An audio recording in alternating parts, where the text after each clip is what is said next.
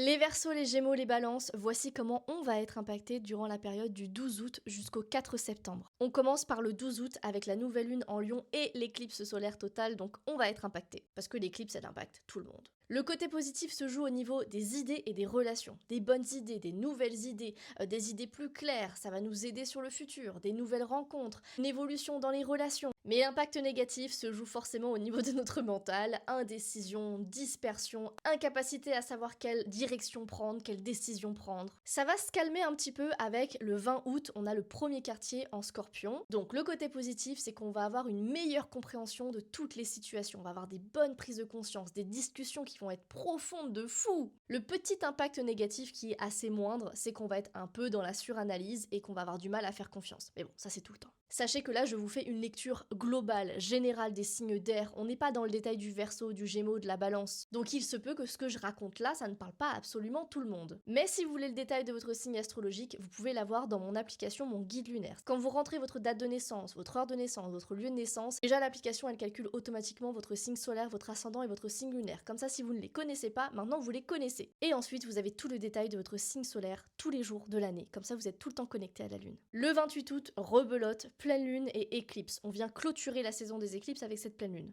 Mais c'est un aspect plutôt positif parce que nous avons la pleine lune en poisson. Donc on va avoir plus de créativité, d'imagination, d'intuition, on va être hyper connecté. Mais encore une fois, pour ne pas changer, les signes d'air vont avoir le mental en hyperactivité. Mais je vous dis, c'est pas si négatif que ça parce qu'on a tellement l'habitude d'avoir notre mental qui va à 1000 à l'heure que ça va pas changer grand chose. Par contre, le 4 septembre, on a le dernier quartier en Gémeaux, donc là, ça nous concerne directement. On va vraiment voir une évolution dans notre manière de communiquer, on va être un petit peu plus diplomate, disons, et on va avoir une clarté mentale. Les 3 pierres qui vont nous aider à bien vivre cette période, à utiliser les énergies lunaires à son maximum, ça va être l'œil de tigre, la holite et le cristal de roche. Et d'ailleurs, ne serait-ce pas un bracelet avec toutes ces pierres? Vous vous doutez bien qu'en quête de zénitude a confectionné ce bracelet à la main avec les 3 pierres que je viens de vous énoncer pour justement aider les signes d'air. La holite, elle vient nous apaiser, elle nous apporte de la sérénité. L'œil de tigre nous permet de renforcer notre confiance en nous et de passer à l'action quand on n'arrive pas à passer à l'action. Et le cristal de roche, il renforce et il amplifie les énergies des 2 pierres avec lesquelles il est. Je vous conseille de porter le bracelet au bras gauche si vous souhaitez apaiser votre mental